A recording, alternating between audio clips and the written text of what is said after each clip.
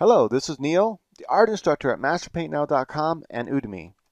I'm working on a video game here for the Android phone. This is the size, it's a good general size work, and I'm going to show you how to design a character for a video game. Now, these same principles apply whether you're designing it for the phone or the PlayStation, whatever.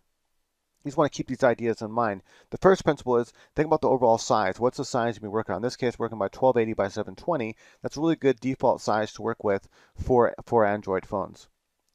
Uh, so that way, my programmer can take this and reduce everything in size. Have two different sprite sizes, one for phones that are larger, one for phones that are smaller. Sometimes you might have to have three sheets, but you want to draw obviously at the bigger size. But keep in mind that sometimes people might be viewing this on a lower resolution screen, and so that character has to be able to be reducible, and so you have to keep it simple. And that's the second principle. Keep your characters simple. You don't want to get too much design. So when it comes about the animation and the actual character design, you can either just design the character first and make them very complex in detail and stuff, which I think is kind of a waste of time because you're not going to be able to see all that detail nor put all that detail in when you actually do the character for the video game. So think simple. I personally am going to design the character simply. I'm going to keep it simple so that how it's going to be viewed on the screen. That's how I'm going to design the character right away.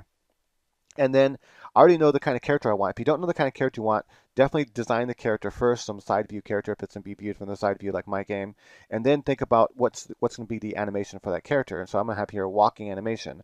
I'm also have a few other animations, hit animations. So when the character is hit, they'll have a quick animation that happens during the walk animation. So kind of like I have to make sure that they hit anyway. That's all gets an animation. I'm not going to get it. It's just getting the character design.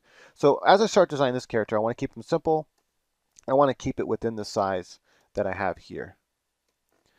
Right, so I'm just going to kind of sketch out another square here. This is where I'm going to design my character because I want to make sure that my character is not going to be over detailed. If I draw them too big, I might add too many details. This way, my character will have the amount of details that I want him to have and fit within the animation. And I got to think about even when I color him and all that kind of stuff and details I add to him, clothing, all that has to fit within this style of character. I can even design it as one of these frames so that I'm already one frame ahead on my animation. Or I can just, go ahead and design more of a side view. So I know that his head, somewhere around here in that size. This will just give me a general idea how my character is going to look. Again, keeping everything simple. We're going to do a side views on of the character, so something like that. And for now, I'm just going to have the arm kind of coming down to the side. Like so. And then I'll have the leg kind of coming out this way and coming back. I don't want to make them too big. Looks like I actually, see, I gotta think about how the legs are. So he's to have a shorter upper leg, longer lower leg in order to fit on the screen, right? So the first thing is just kind of sketching out the basic shape of your character. And then from there, you can start to do other things with it, adding other types of details and things like that. I could make it to where I can maybe see his other, his other leg, whether it's coming back this way, he's in a slight, walking animation, whatever. Like I remember that this is kind of coming behind, so I remember that his leg is actually bigger at the bottom. So I'm giving him really long lower legs and short upper legs.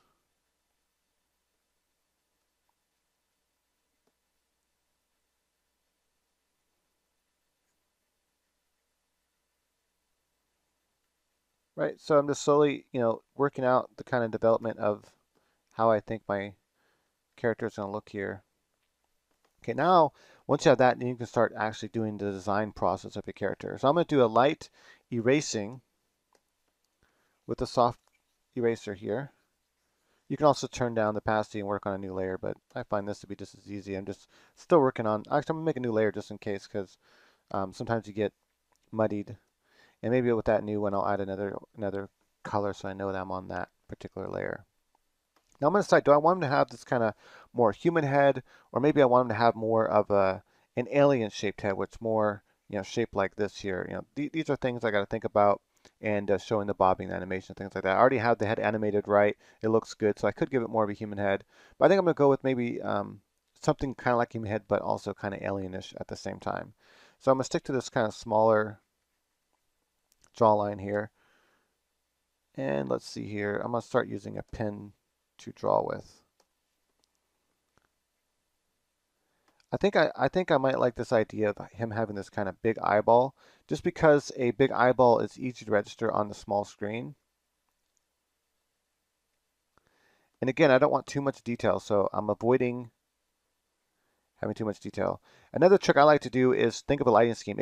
If characters aren't going to be running back and forth, they're all just going to be running in one direction, then you can easily make a cool lighting scheme besides up and down. If the characters are going to be running back and forth, and you're using sprite animation, and you're not going to be lighting those like a 3D, program and lighting them in real time with the light, then it's best to actually light them from above, because that is going to look equally good whether they're running left or running right on the screen. But if they're only running in one direction and always coming that same direction, then you can light everything coming from that direction. Another option to do if you wanted to have a cooler light scheme, that is having the light coming, more from the upper right-hand corner or something like that, is you can do two different animations of that sprite. So one animation, 8 frames of him running left and being lit from the right side. Another one of him being running right. So you just the same exact frames, you just light them differently, and that way they're both lit from the same way. Um, just mirroring the character to run the other way is actually going to change. It won't change the lighting. So if I light this character and all the highlights are on, this side of the body because it's coming from the right hand side, and I mirror this image, now the light doesn't look like it's coming from the left hand side, and that's gonna look really strange if all your backgrounds, everything's lit from that side. All of a sudden he has the opposite lighting when he runs the other way. So you'd have to design them going both ways. Something to keep in mind. Right. So now I want to think about, what's going to register. So this is like I'm thinking about a highlight for his eye. Just do a basic shading here. What will actually register from being so tiny to kind of simulate, how tiny is going to appear on my screen? I want to make this look. So basically, what I'm going to do is what is visible right here. I'm going to take my phone and put it right on my screen, whether it's a Cintiq that I'm drawing on or my monitor. I'm going to put my phone right on top of the screen right now. I'm doing this right now, and I'm going to change the size of this so that it's basically the same size as my phone screen. And I need to come down one more. So right about there, I have a pretty big screen. So now on your monitor, this might look a lot bigger. I'm working on a small monitor. It's a Cintiq, and the screen size isn't very big to draw on. I'm not using one of those really big Cintiqs. I'm using the 12WX. So anyway, if you're on a bigger monitor, then naturally what you see right now isn't be much bigger. So just make sure you make it the size it's going to appear on your phone. And also I can even maybe go a little bit smaller because not everyone's going to have a big phone.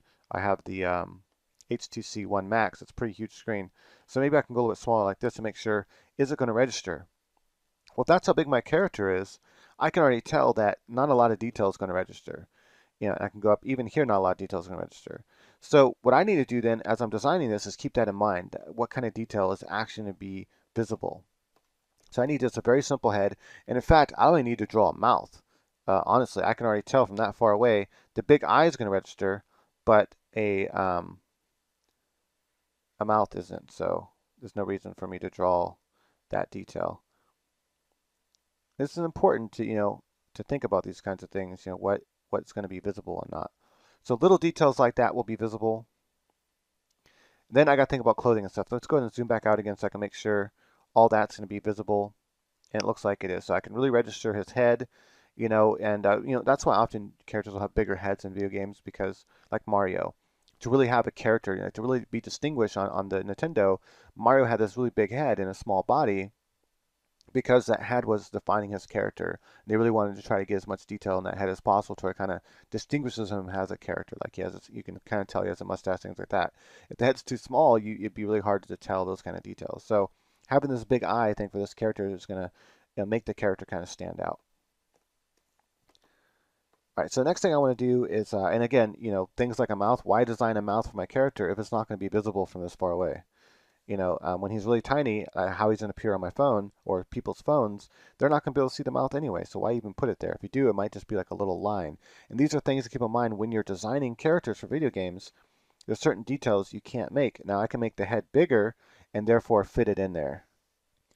All right, so other considerations I can make too is, notice over here the head looks a little bit bigger than my design, so I might want to make the head a little bit bigger in my design, allow me to add more details. Now, if you notice like Plants vs. Zombies, you can really see the details in their head. There's not like a lot of detail there, but you can see it. Like they have, their eyes, they have their mouth open.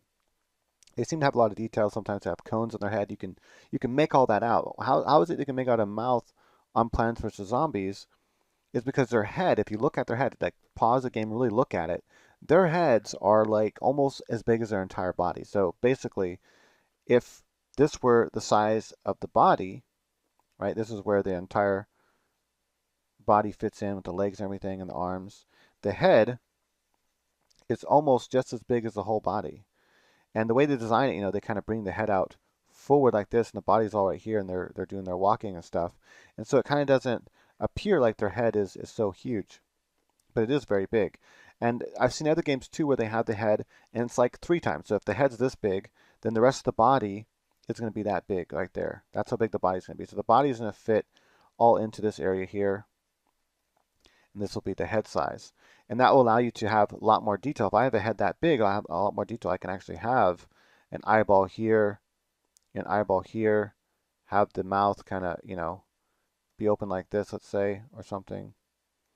You can actually have that be the character, and from far away I can see all those details. So that's something to consider. If you want to add more detail to the head and more expression and stuff, and that's important, then make sure you give yourself that room. I'm gonna make my brush even smaller here.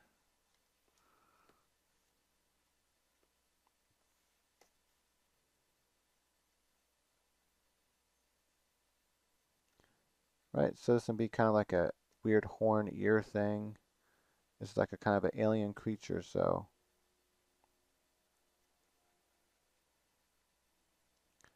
Now I could make the head bigger.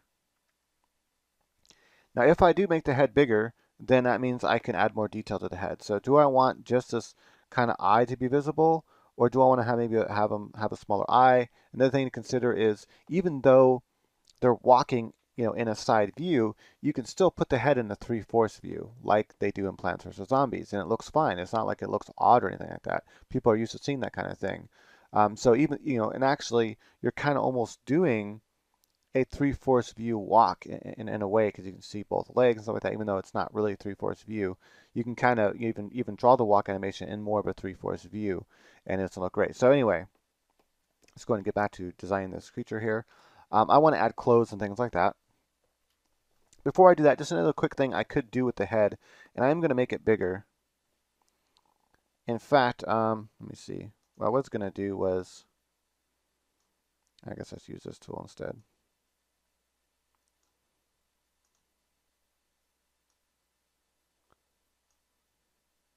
I want it to be as big as at least my drawings over here, so it matches more. Now, if I want to, one thing I could do is I could, so many different things you can do, and these are things you think about as you're designing. So if you're designing your character, you don't really have a full idea of what your character is going to be like yet. There's so many different things you can do to your character. So I can go ahead and add, let's say, his face in front and make him kind of have like this weird kind of spike thing here, and then maybe round out the head back here more. So it's kind of like shaped more like that, or kind of just shaped like this, and then kind of comes down like that, and you have like a neck wrinkle or something. And then if I come this way, I can actually make the face kind of come forward. I can add more of an aquatic type thing, where he has like this kind of big open mouth here. Can have like, weird skin coming down.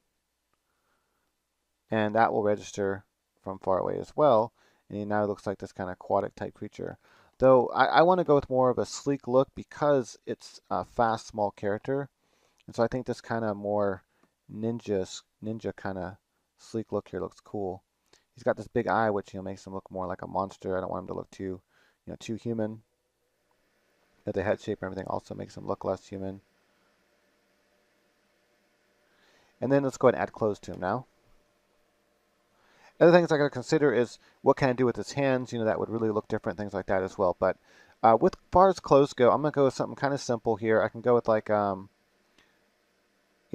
like this, like you know, and also he's a monster, you know, I can think of a backstory for it. You know, this isn't really a game that has like a story or anything. It's more of a I don't want to give too much away about it, but it's not a game that requires a story at all. So, but I can still have some sort of backstory for my monsters, for my characters, and think about, well, why is it they wear clothes, you know, in the first place? You know, would monsters actually wear clothes? So in this case, you know, they're maybe it's a more of advanced alien race. It's not like a monster in the sense of, you know, Oogie Boogie type thing, but yeah. So I'm still thinking about design. What would be visible? I know this would be visible. I can have this muscle come here. This would be his tricep, bicep, forearm, elbow area. I know all that can be visible, and then I can decide if I want to give him big hands. Yeah, I can give him these kind of almost like, you know, alien type hands, or I can even do like a, you know, more hand like this, and then have his fingers, his knuckles right there. Maybe only two fingers, and when his fingers are extended out, he has like these kind of bigger, you know, ball type fingers, almost like a frog or something. I think that's kind of cool. Uh, you know, does he have any other sleeves or any other designs on his arm? Probably, I'm gonna say probably not. Let's just go with that. These characters are gonna be three different colors, so I can design different characters for those different colors. That would probably be the ultimate way to go. It's just a matter of time whether or not I have the time to do all that. The main thing is that I'm just testing this game out to see, you know, if I can market it right. And I know it's going to be really fun and playable, but the problem is you can have the really awesomest game in the world, and hardly no one plays if you don't market it right. You got to get people to see it and market it right. So I'm hoping that, you know, I can keep it kind of simple for now, but as long as the gameplay there and it's working, it's fun to play, and people like it, then I can make a part two, which will go into more, you know, have more available to you and have more graphics and things like that. So I'm like, okay, I know now that you know, the game did well, so I can continue on and do something cool. Right, so I'm still thinking whether or not I want him to have this kind of more high-tech gadgetry alien type suit on or not, and I'm thinking that might look kind of cool. So let's see here. I'm thinking, you know, maybe he has a type of, I don't know. I could also make him simple where he just, you know, he's mostly naked and just has this kind of loincloth like Oddworld or something like that. But I'm thinking I'm gonna have a some kind of like high-tech kind of belt thing going on here, and then maybe a slight pack of some sort right there, and then his pants. So I don't know if he's gonna have pants on or not yet. I'm still thinking, or open leg.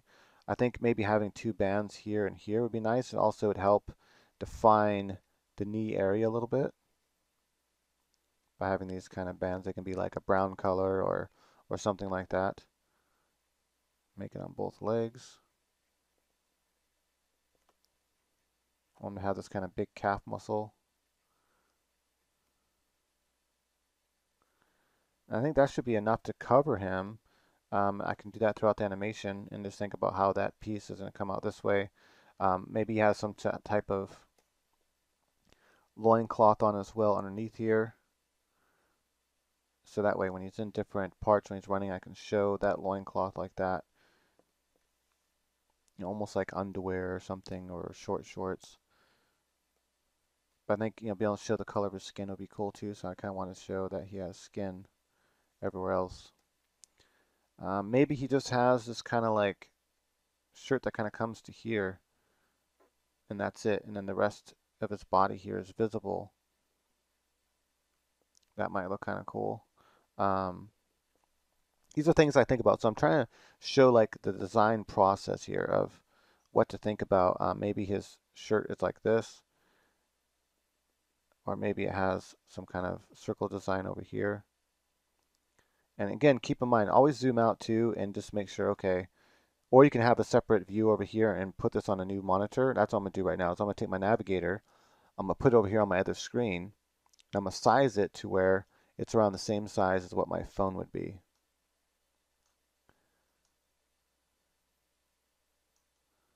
That way I can see what details I would and would not see on my phone. Okay, cool. So now I can see what details are showing through over there or not. Okay, so I think I'm just gonna keep it like that and then just kind of keep it simple. like this. Another thing to keep in mind is, how much time do you have to work on this game and draw and things like that. That also will determine, I think, how much detail you're going to add to your characters. I'm thinking he's have some kind of almost sock thing on right here that goes over part of his foot. I think that'd be kind of cool and make it look distinctive. He's gonna have this big toe, two big toes. That's pretty common, I know, among like alien type monster creatures. But yeah, decide, how much time do you have to put into the graphics, determines how much detail you want to add, because you got to consider that you have to design this character. You have to do, how many animations you have to do. In this case, I'm gonna have to do more than 8 just for this one character. How many characters do you have in general in your game, and you have to do that many drawings for each one. That's a lot of drawing. That's why I hate doing animation, because there's so much drawing you have to do. You have to draw him 8 different times, then I have to draw him again with these kind of animations, like a standing animation maybe, and then a hit animation. So I got to think about all the different states that the character can exist in my game. So I'm thinking this is a pretty good start here. I like it. Again, he has this little kind of cloth type sock thing on. So maybe he's not so high tech anymore. He's more kind of low tech, but cool looking, I think. Right, so that's it. Now I want to keep the color scheme simple so that everything pops out when I add the colors into them. And this is where you can decide too. Do you want him to have black outline? Is that going to make him look more readable as a character? Or, do you want to do straight pixel art? How many colors do you want to use? What's going to be represented on the screen? Things like that. Obviously the more colors, the more room it's going to take up. Also, you got to think about what is the outline going to be at? Does it need to be anti-alias? So are you going to be using PNGs? If you try to use a GIF or something like that and kind of support it or bitmap, the edges of your character, it's going to be transparent, right? There's not going to be a background to them. So how to register those edges to where they look smooth without any background is another thing that it's consider. And the way to do that is, PNGs is one way to go. If you save it as that file format, you can have nice, kind of anti-aliased edges to where you're having more than one color. It's registering multiple colors, not just black. It's several different colors of gray and stuff. All that counts as different colors when it's being registered. Phones can really handle that, but you might want to consider just doing more of a hard edge, almost a bitmap, pixelated type thing where you use a pixel by pixel, where it's all one solid color. And that obviously is going to look a lot different. But I'm going to go ahead and just do full on. Maybe we'll either do PNGs or GIFs or, with the transparent background, something like that to keep the file size smaller.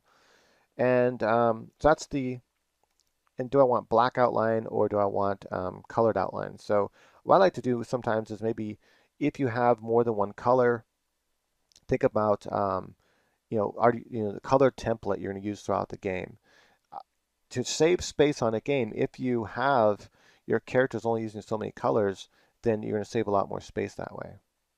Now for me, for this particular game, what I'm going to do is, since I'm going to have 3 different color characters, I don't want to give too much details away about the game because it's a really unique idea and I don't want it to get stolen. Last time I had a really unique idea, that Ninja Chick game, it basically got stolen. There was a game almost identical to all the gameplay that I had described and that I was working on, and my programmer fell through, so I had to try to find another one. And then a game came out so similar to it that I was like, you know what? Why even do it?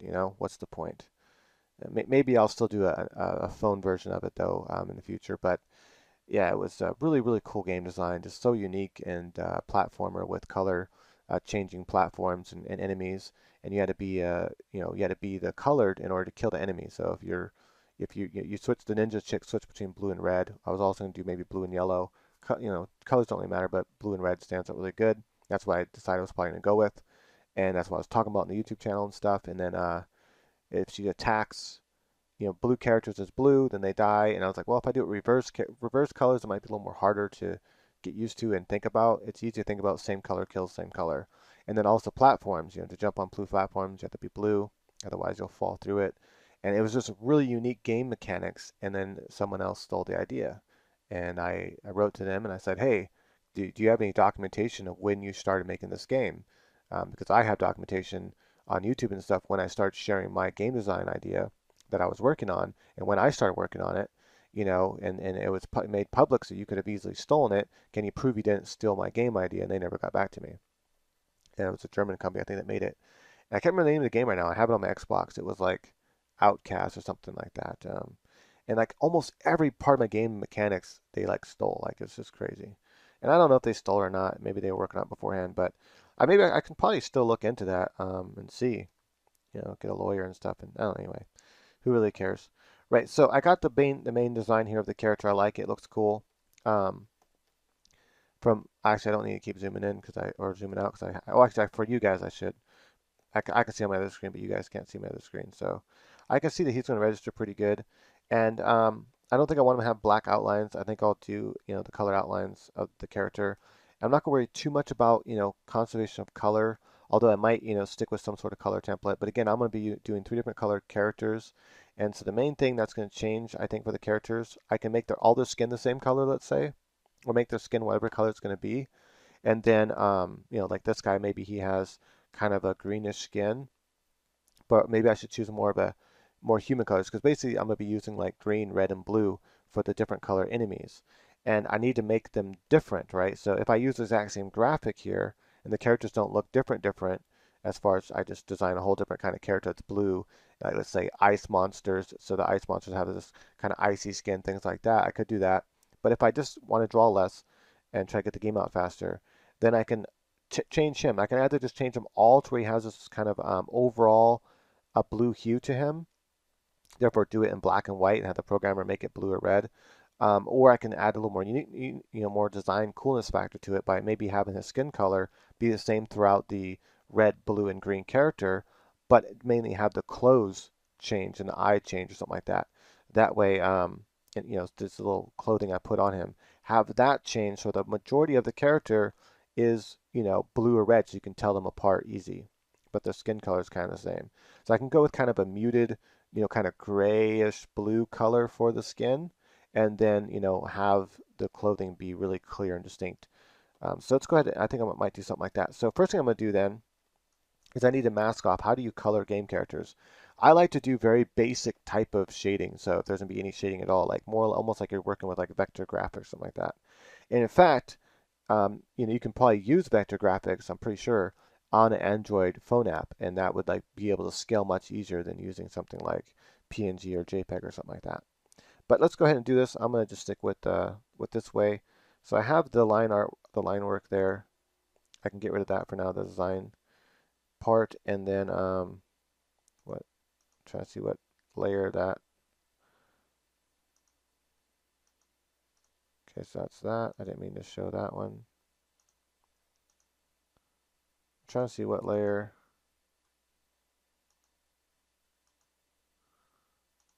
Oh, it's actually on the drawing itself. That's kind of sucks. Okay. I was trying to find out where that line was coming from, and it's actually on this layer itself. So let's go and just kind of get rid of that. All right, so I still have to do the final coloring and stuff. So what I'm going to do is I'm going to turn this layer down, add a new layer. Now what I like to do is, let's say instead of using black outline, I'm going to use just a slightly darker color than the color I'm using. So I'm going to go with this kind of muted, kind of almost a blue-green color for his skin type. I'm going to make it light, and that way it doesn't really stand out so much. So the main part that stands out to the player is and that's, you always think about functionality and usability. Like in this case, being able to see what color a character is immediately and have it register is very important in my game. And so then okay, this is one of the red version of the character or the blue version of the character, right? Okay, so I'm going to make his skin this color, and I'm going to go ahead. I can either draw around with the pen tool and then fill it in. And so I think I'm going to go ahead and do that. I'm going to turn down this layer even more.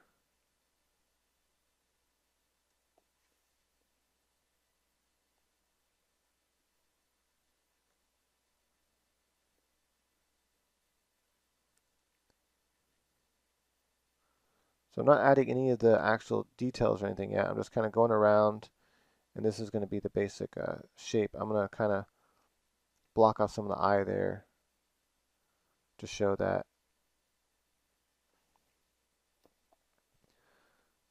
it's going to be maybe a different color, probably the color of the character. Right, so now I can go ahead and add that in. I can even, double click a couple times, make sure it fills in as much as possible. And then what you can do is after you have the main character or main color filled in for the skin, you want to add details to it, you can turn this down, but you can still see the drawing details underneath. Maybe turn that layer up so you can see even more, but not too dark. I still want to be able to see the detail. Then I'm going to come through with a darker version of that color. I'm not going to make it more saturated or anything like that. Take that color now and come in here and add in your outline. So this is to add in some details. Don't be afraid to leave like broken lines, things like that. Maybe some places have thicker line work than others. And then with this color, I'm going to come in here and add in my basic shadowing. Now I'm going to turn off that layer for now, if I can just see the head so I can know exactly what I'm going to see. And I can look. I'm looking up at the other screen to see, how much of this detail is showing through.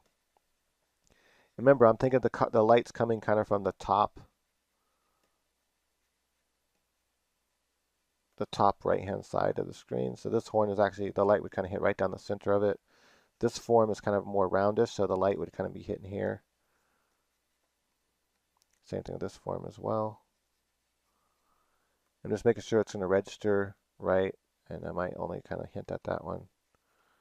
So I'm looking at the screen to see how it registers at a smaller size, just to make sure that it's going to look cool. That's looking fine so far, and let's see here.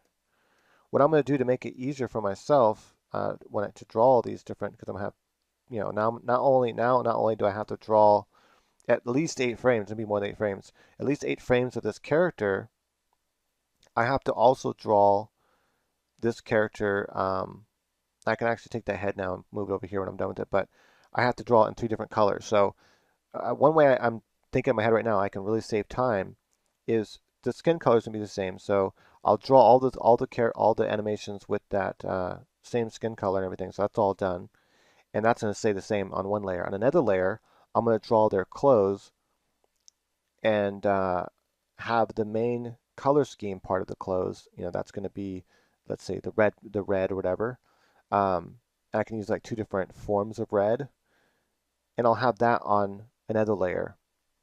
And then all I have to do is take it and change the hue of that layer, like make a copy layer, change the hue to more toward the blue, and then that will be the blue character, and then change all the hue towards more on that whole entire sprite sheet towards more green. And maybe blue and green are too close together, so maybe I'll do yellow. I don't know, but anyway, so I think I'm gonna stick with the green, but anyway, I'll just make the green where it's very distinctive from the blue. And so there we go. You'll have these 3 different colors. Really easy to do that way, I think. And I'm gonna have his eye also match that difference as well. So for now, I'm just gonna do all the skin on one layer. And so I can take that color that I'm using for the skin, and I can actually just color it in using maybe a slightly bigger brush as well. And this is just to get the basic outline portion of the character. And I'm only doing this design for this video right now. And actually, why did it not? Hold on a second. It's not picking up the.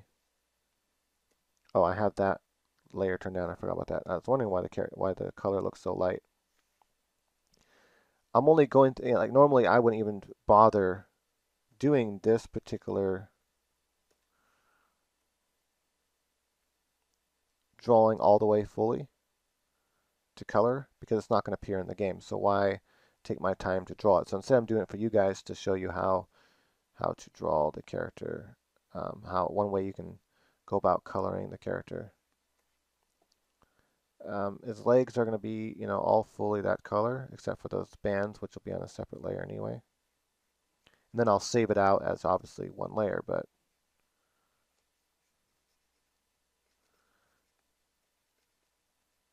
that's one way to do it. Another way to do it again is like I did before, where I just kind of outline this.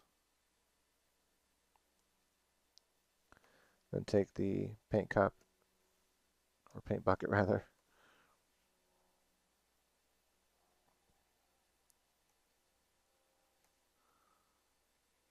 like so. Sometimes it's good to kind of turn off the background, make sure, make sure it's all solid. You can't like see through any of it.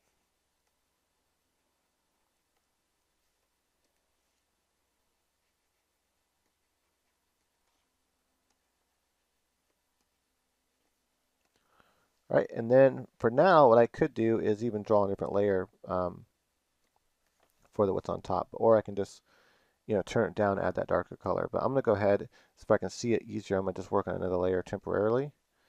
And I'm gonna take this layer and turn it down. But first, I'm gonna grab that darker color. And now I'm gonna add all. Basically, this is mostly line work here, but there's gonna be some, shading involved to kind of show the form.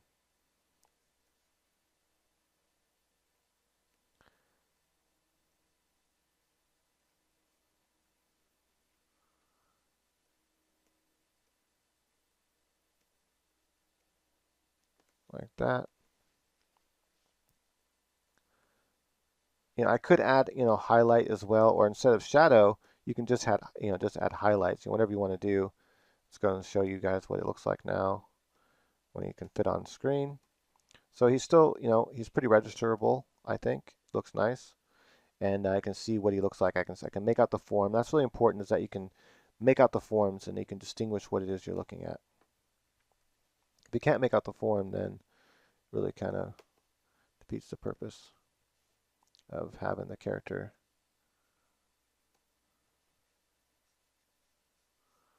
I don't want to add too much shading, but a little shading goes a long way to show or add that form to the character.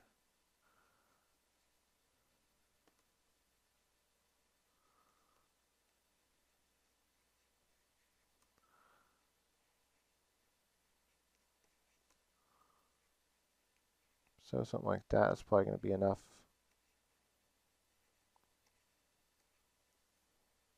Enough color there.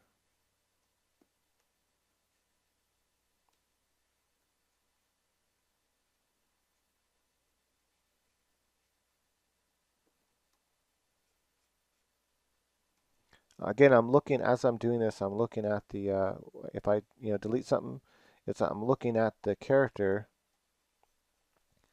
in my little screen up there, the little version I have in the navigator where I have a little, it's basically the same size as my phone, so I can see how he's going to look on screen, and is he going to register? And so some of these shadows are just going to be too much for the character to really register, so that's what I'm looking at and making sure that the shapes are still going to register nicely.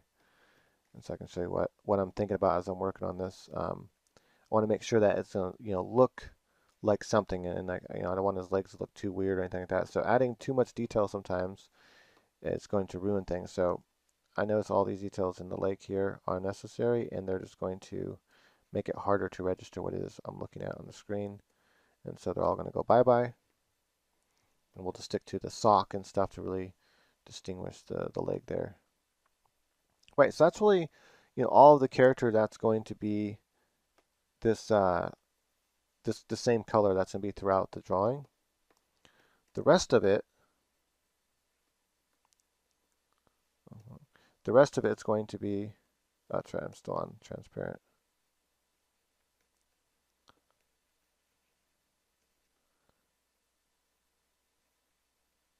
Sorry. Anyway, so the rest of the character is going to be in the other color. Merge those two down for now.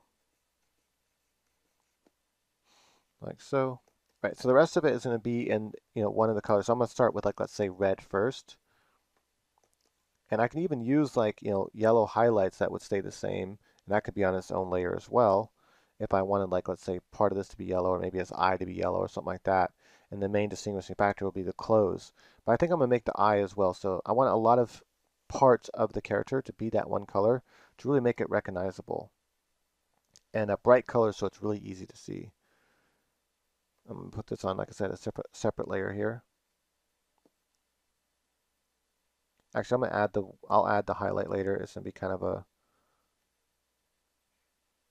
whitish yellow color. And I can also think, what's the rest of the screen going to look like that the character appears on? Is it going to be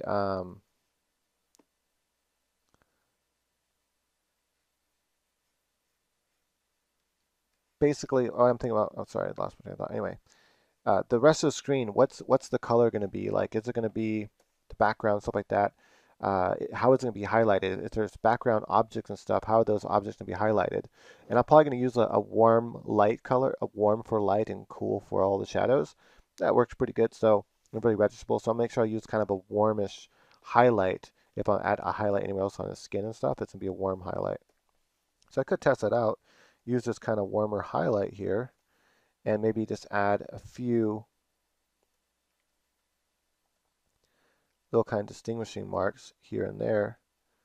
That will kind of help maybe see some of the form a little bit and see what that looks like. Small.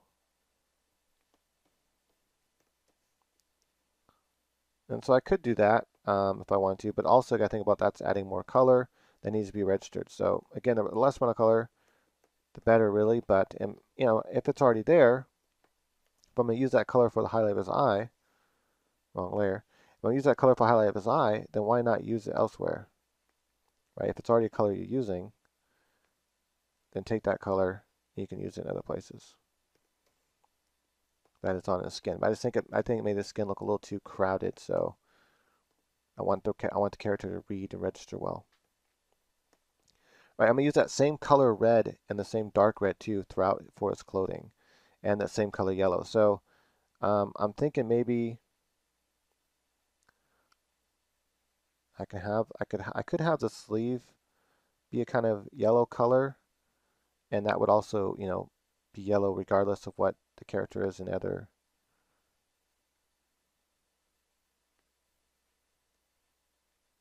And so for now, actually, I don't even have to do all that detail right there. For now, it's like just draw in the color. I'm on the wrong layer anyway to do that. One layer is for the flat color.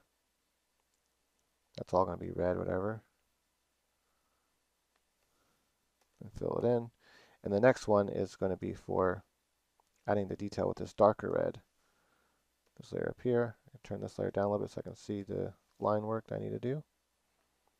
Again, I got to keep it simple so I can see details. Make it too complicated, it's going to be too hard to see.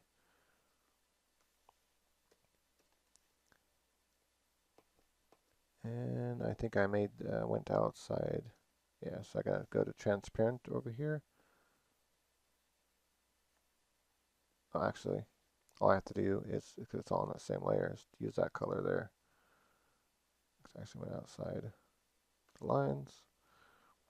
Like so, maybe add a little bit of shading.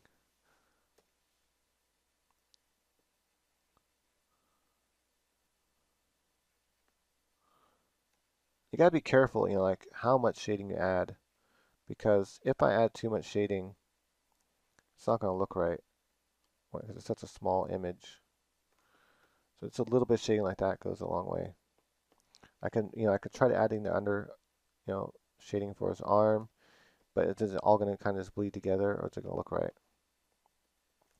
So I'm just gonna keep it like that actually. Maybe make that. Let's see. Right, so now if I could add maybe a little bit of highlight, to some of this here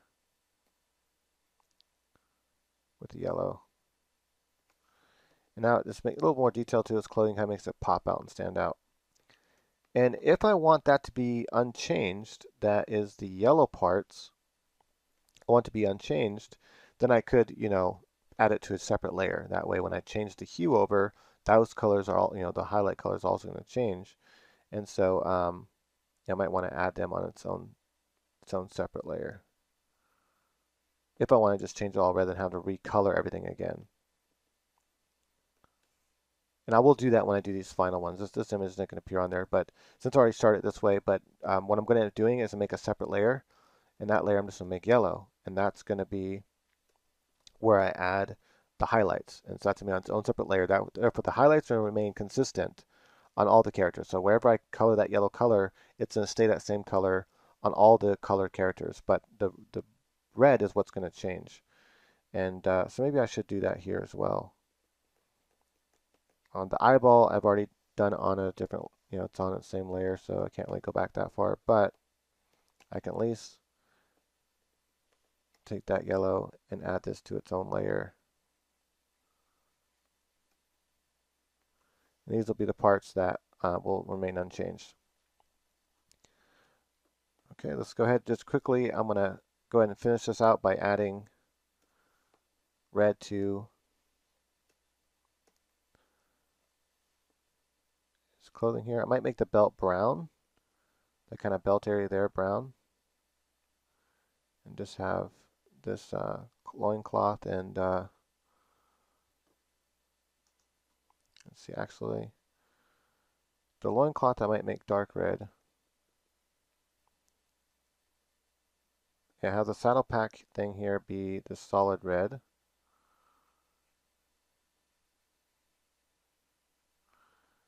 Have the loincloth be darker red. Add a little bit of just detail here to the saddle pack. And maybe just a dark red for the belt in general. No, because then it doesn't really distinguish. Maybe just use straight black for the belt. That'll be something that will should remain unchanged when I change the hue and saturation rates. I don't think I have to put it on a separate layer. Right, so he's reading from far away nicely. And then finally, the socks, or feet guards, whatever they are. Looks like ankle braces or something. Again, turning off the background layer to make sure you have no transparent pixels coming through your colored work here. Let's go ahead and make sure I add some line detail here.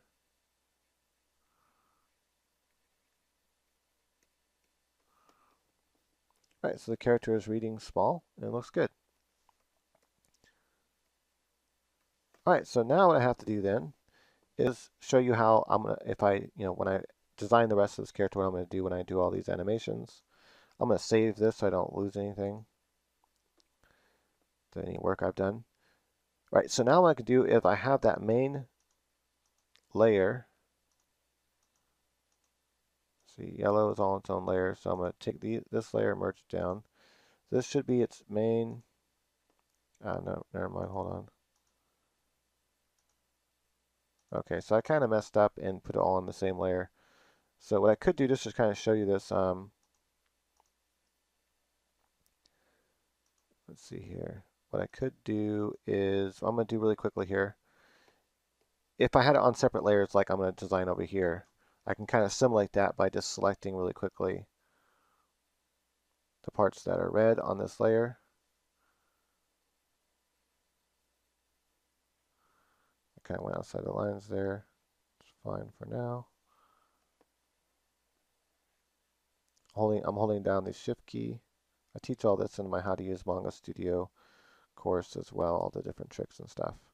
Hold down the Alt key to take away selection. Similar to, no, actually not similar, the same way as Photoshop. Right, so now I have this as clothing. And I make a copy of that layer. Now I'll go in here, I'm going to go to Edit, Hue and Saturation or Tonal Correction, and then we'll just adjust the hue. And we can have a green one, and then we can have our blue one, or maybe go blue on this side over here. Different kind of blue, more of a darker blue like that, somewhere around there. All right, so now I have the blue character, and I would do this for each sprite sheet. So I'll have a blue one, the blue ones look like this, red ones will look like that, and so you can really distinguish them apart. So even though their skin is the same, when you see this character walking, you can tell, oh, that's the blue one, and I need to use, blue magic to destroy him. I'm giving little hints here, but believe me, the gameplay is so unique. Really, really cool. Kind of a puzzle game, sorta. That's another hint. Anyway, so there we go. That's that, and that's detail that, I don't want to add too much, color, variation, detail to the character. It's really simple. You want to keep your character simple so it's really going to show up on the phone. If your sprite's much bigger, takes up more screen real estate, you can add more detail to him. but mine are pretty small and don't take up much screen real estate. So, right, the next thing I can do then, if I wanted to, just really quickly show you this, guys, before I close out the video.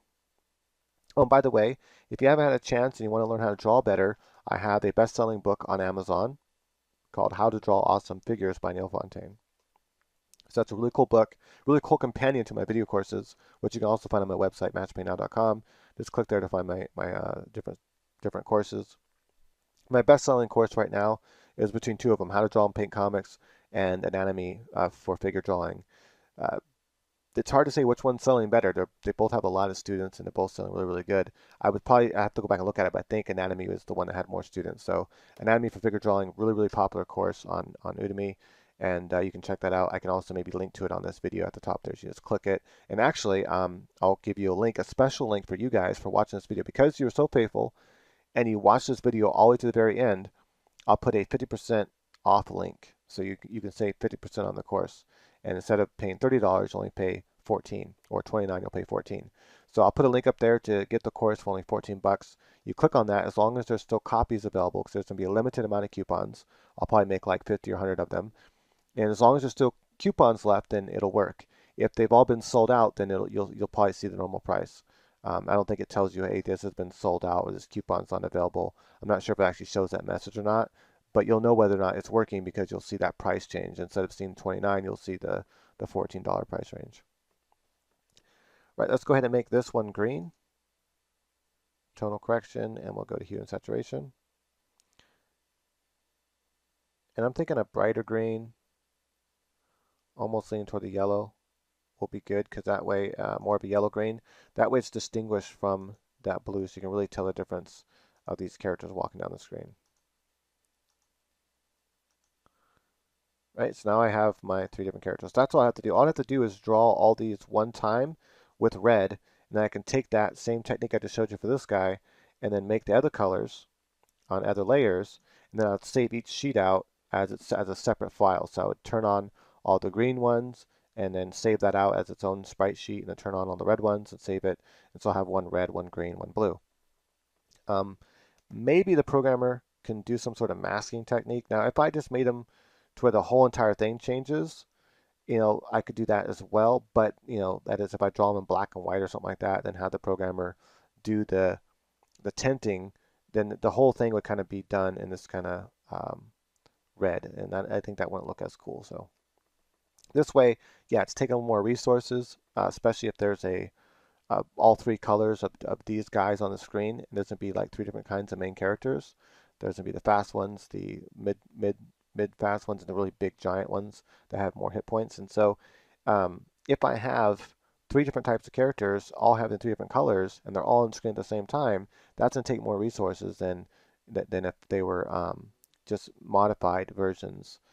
But then they wouldn't look as cool. So anyway, I can talk to my programmer and see though if he can take this one character and then use tints over it.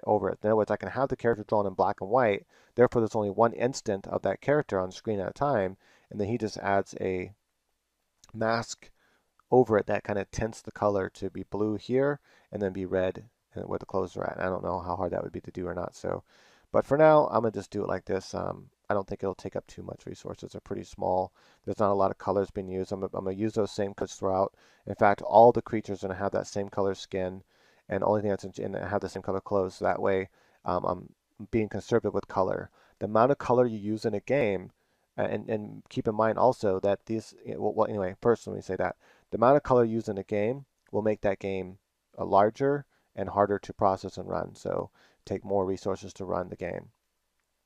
You got to keep in mind, this is more than 2 colors. Now, you would register as that's 2 colors, but it's actually more than 2 colors because of the anti-aliasing that's going on in between the 2 colors. Now, if I were to use a pixel type brush, like in Photoshop, wherever you have that pencil brush, or go in and redraw him in, let's say, even the paint program that comes with Windows, just a Windows Paint, use that. Then you're going to see this more edgier.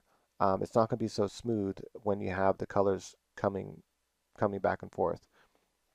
You can try to maybe use 1/3 color and then use that 1/3 color in between to kind of do it. It's like it's a technique in pixel art. But I think the how fast phones and stuff are today, you can easily do your sprites this way, and it's gonna be fine with anti-aliasing in them. So yeah, it's another trick you can do is like you can say that I don't know if you can do this among the studio so much so as you can. Let's see if I exported a single layer as PNG or something. I wonder if I can turn down. Anyway, I don't think you can do this in this program. Oh, that's a cool gem I drew for another game. Cool. Let's see here. Yeah, I know one trick I've done, and I did this with my other game. It's called 37 Days to Die. It's on Xbox 360 in the indie section. So if you want to check that out, it's a really hard to play, really fun twin stick shooter. I took a lot of inspiration from Smash TV and from Geometry Wars. And you can definitely see both those inspirations in the game, but it's really its own unique game. And it's got this really cool color changing thing in it. I really like that color changing thing, schematic in it. Makes it really fun. Adds a whole all kinds of cool tech now. It's like easy to learn, but very hard to master if you want to get super high scores, which is I think every good game should have in it. But anyway, you have to change your ship from blue to red in order to kill blue and red enemies, and you get combos and all that. It's really cool game. But like I said, it's not an easy game. So what was I saying about that? So anyway, like 37 Days to Die. I don't know, sure why I even mentioned that yet, but lost my train of thought. Hold on. And I'm not sure why I brought 37 Days to Die. Oh yeah, the technique. Okay, so the reason why, so in the technique is that in Photoshop, you can take this drawing here, save it out as a JPEG, and then choose to reduce the amount of colors that you have in it. So that's what I did in my other game. So I did like this. I was using Photoshop back then when I even to draw.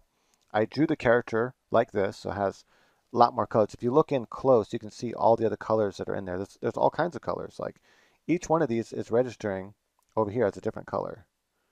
You see all the different colors it's using in between?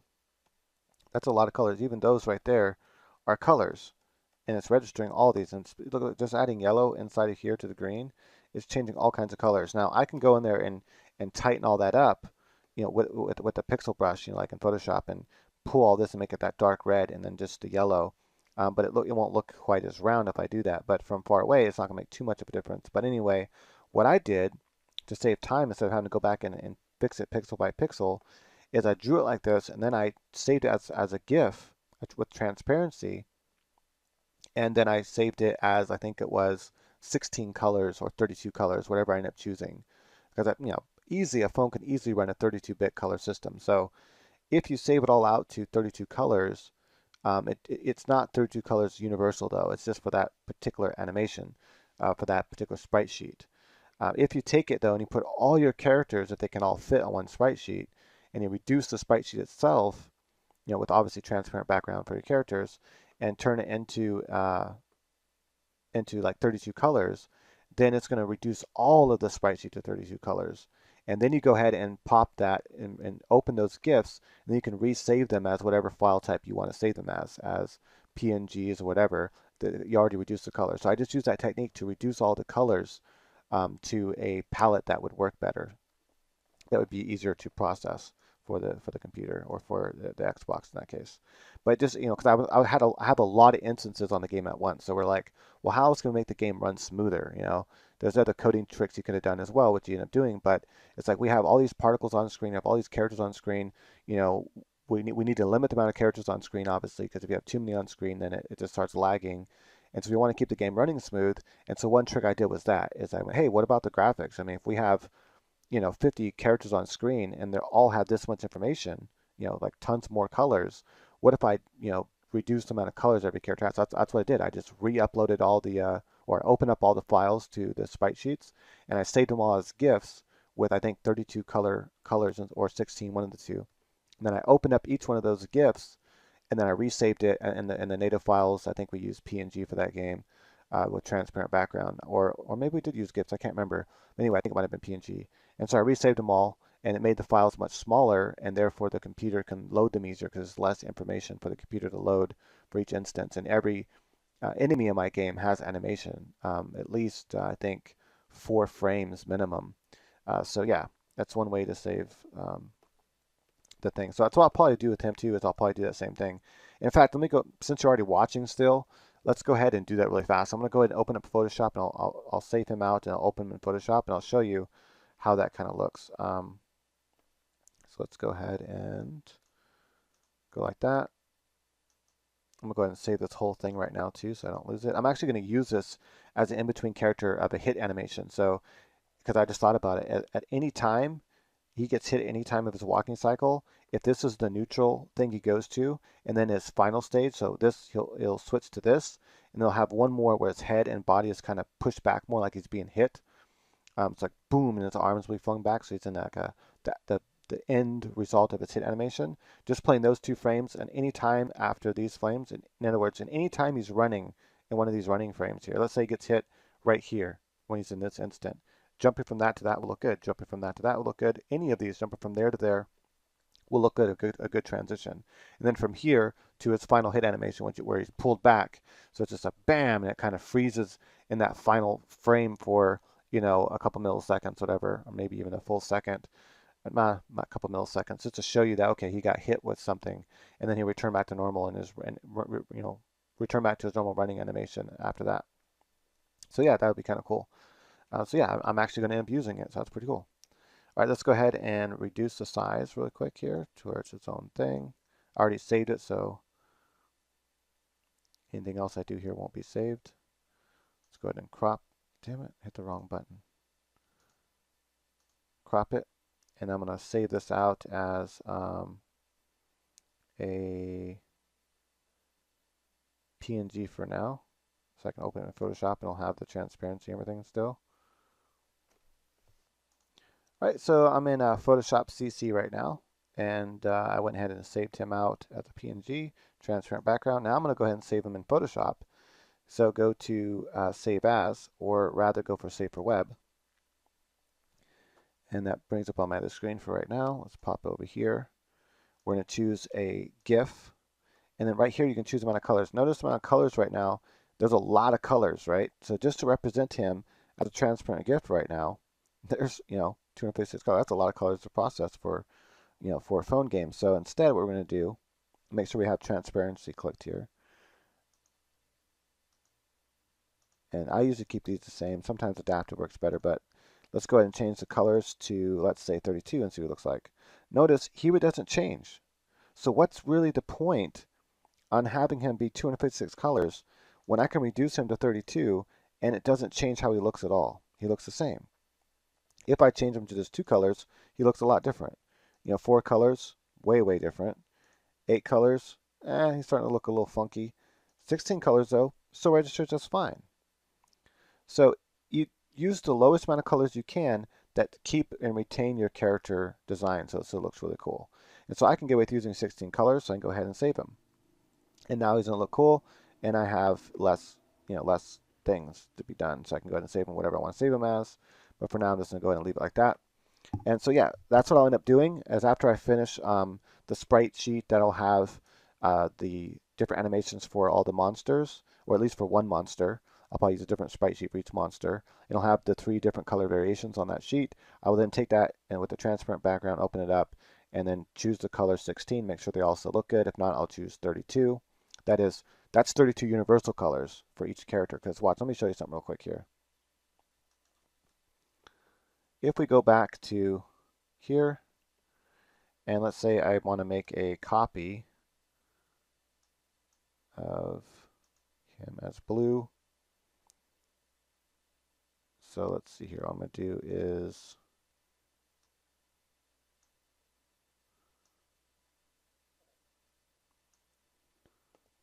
I'm going to, okay, so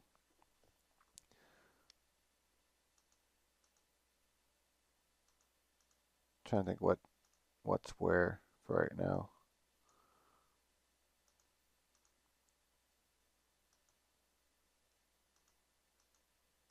Okay, we don't need that layer anymore. Right, so let's take these 2 layers, merge them together. Now I can make a copy of that layer. I'm going to move it over here like so. Make one more copy of that layer. Move over here like so. Now I'm going to take the red and blue clothes, match it up like that.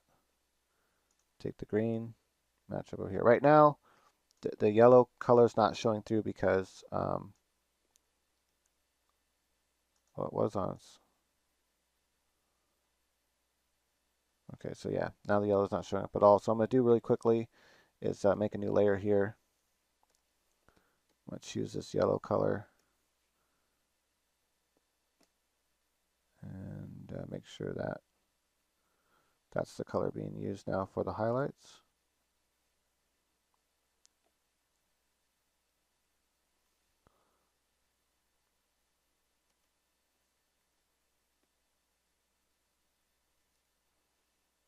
And like that. Okay, so now I just want to show you the difference what happens here. I'm going to save this out really quick as a transparent PNG. Right, now I have it open in Photoshop CS. So let's suppose this was a big sprite sheet. And all I have to do is have, these three different colors because it doesn't matter that I'm going to have different, different animations. It's mainly the three different colors that are going to make the difference. So if I have a big sprite sheet and all three different colors of this one character, and I go to Save for Web, and I use that same GIF technique. If I use, 8 colors, you can see it doesn't work good. But notice that 16 still works good, and it's unifying all the colors across all characters here. But there's something maybe a little bit lost than before. And if there is something too much lost, I can try 32 versus 16 and see how much difference it makes. It does make a little bit of difference. Notice it didn't make a difference before when it's just one color. But now that it's trying to unify that across all these colors, it makes a difference. And notice that actually for some reason his skin color is different too. I think I accidentally changed his skin color. That's not supposed to be different, but that would make a difference too. So his skin color should be the same as theirs. I'm not sure how it got different in the first place, but you can see that yeah, I accidentally changed it in Manga Studio somehow. I'm not sure how that happened yet. What did I do to make that change? Oh, I see. So the green, I accidentally, remember I wanted to show you when I did the green suit, what happens if I just changed everything. So that's why that is there. I can just go ahead and erase really fast. Actually, I'll use the brush and just go transparent. It's really cool. You can turn it to an eraser that way. Let's go and erase all this here really fast. I just want to show you that. I'm going to erase all this and then save it again and open up in Photoshop one more time and show you what happens. All right, so now I got the guy with green and all the same color skin. So now there's less colors being represented on the screen. And if you keep your your sprite simple like that, you can really save a lot more resources and how fast the game can run. With these little and why not do this, right? It's like if it looks the same, why not do it?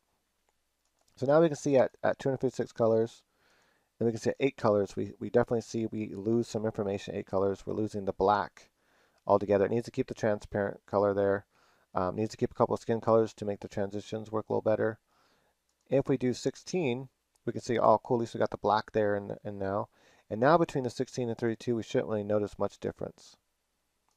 I'll switch back and forth a couple times. There's a little bit of difference, but it's not much. Like you're not really losing the sense or shape of the character. The characters look the same. And it's not enough difference, I think, to use twice as much color. So now I can change that sprite sheet to that character, and this would be a whole entire sprite sheet of all his animations, his running animation of all three different colors. Bam, change all to 16 GIF. Then I can reopen it again, and if I need to use whatever file I can save it as whatever file I need to save it as, whether it needs to be PNG, whatever it needs to be that has a transparent background, most likely PNG. And then resave as PNG, and bam, it's good to go. Might even be able to use transparent GIF in the game, whatever can be used.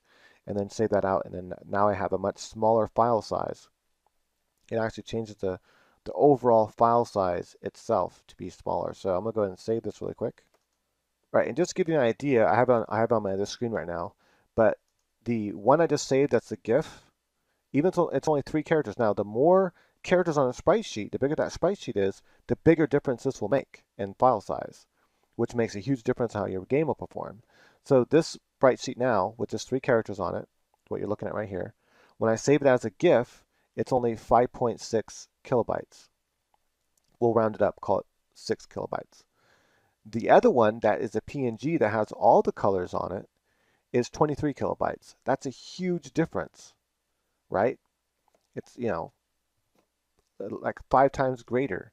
And so if you had something that was, let's say your sprite sheet itself turns out to be, 300 kilobytes as a 16 GIF, but then when it's saved as all with all the colors and you didn't do this little trick, it's like 1,000 or 5 times more. It's like, 1,500 kilobytes, something like that.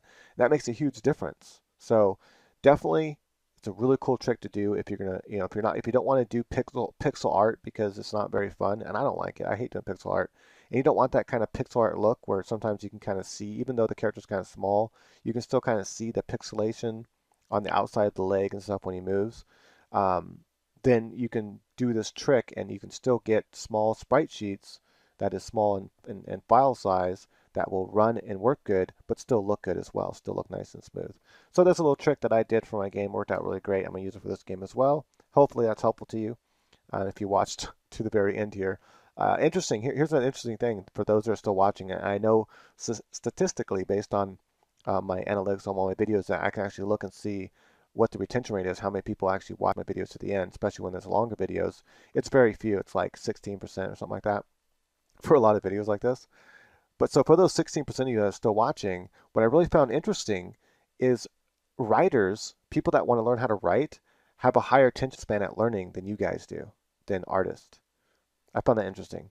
So I was looking through all my different YouTube videos on how to write novels and things like that. They all have like a 50% or higher retention rate, even if they're an hour long. I found that really interesting. So even the longer videos, people that want to learn how to write will watch more people will watch it to the very end. Like 50% or more will watch it all the way to the very end of that hour.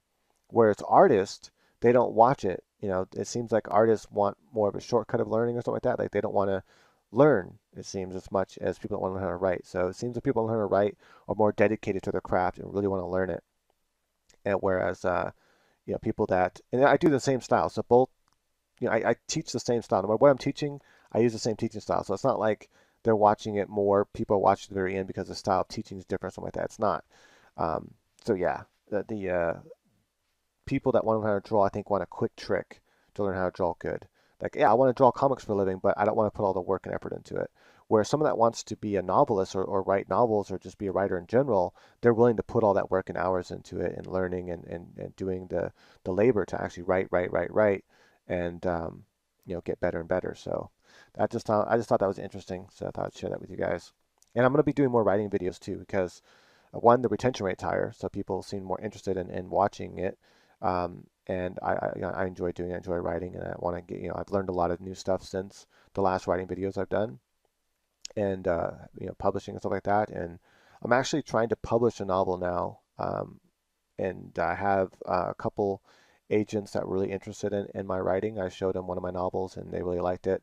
They just said they didn't think vampires were really in the market right now, but they said, hey, can you please show me something else? And I was like, all right. And I showed them another story, another novel, and they really liked that and even more. But they're like, I just don't know if this is really quite the one for market, but I really, really want to see something else from you. That's really rare to have an agent, you know, ask you for more of your work again. After like they, just to ask that in general. Like if you show them something, usually like, hey, this isn't in market right now, and that's the last you ever hear from them. For them to actually email you back again, and what happened is she asked me to email her back for another story, and I did. And she's like, "Hey, sorry, it's not in the market." And that's all I wrote. I didn't write anything else to her. Didn't care. And then 2 weeks later, she writes me back again and says, "Hey, do you have anything else you want to show me? I'd really love to see it." And so that means I was like, "Hey, she must really like my writing. She just doesn't think those novels are quite marketable right now." She liked them, said they're good, just not marketable right now. So I'm hoping that my other novel will do it for her and make her want to jump on board and try to get it published. And also that vampire novel, I think, Bending Nature, I think has a really good chance of being published. That particular agent didn't think so. Well, not that she didn't think it wouldn't be published, she just doesn't think it'll be a big money maker right now. I think vampires are still huge. They're always huge. They always will be huge. All it takes is the next cool thing. I mean, vampire novels still sell really good right now. But to be that next big, hit like Twilight, I think it's still right. A vampire novel can still become that right now. I don't think it's like dead like that. Any given time, if the right vampire novel is written, that's different enough and that captures enough people's attention, then boom, it's going to be big. I know recently someone just that one younger, I think she's 18 or something, wrote that novel about the vampire that is has a phobia of blood. I haven't read it or anything, but she got paid a lot of money for that book, and it's probably I think it's doing really good right now. So you know that just proves that it's not dead. As long as you have a cool enough idea, and I think my idea is cool and unique enough that it could find its place on the market. But having the right publisher is really important for that because you need right marketers. So even if you do get let's say someone publishes your book for you, this is what I'm thinking. If I just get like a more mediocre publisher, not so well known publisher, and they're like, hey, we'll pay you, a uh, $500 for your novel plus 5% profit sharing or something like that. That's actually really good. If you can make 5%, you're doing really good. But yeah, so let's say they offer me something like that and I take it. I'm still gonna, try to hire a marketer or something like that, to further market that book once it's available for purchase because that's gonna make that many more sales. All right, guys, just kind of rambling about different stuff there at the end. Now I probably have like, 10% of a 10% viewing rate to the very end of this video, and you're down to the last 10%. And thank you guys for watching. You 10%, that's pretty awesome. And yeah, I'll be making more videos. All right.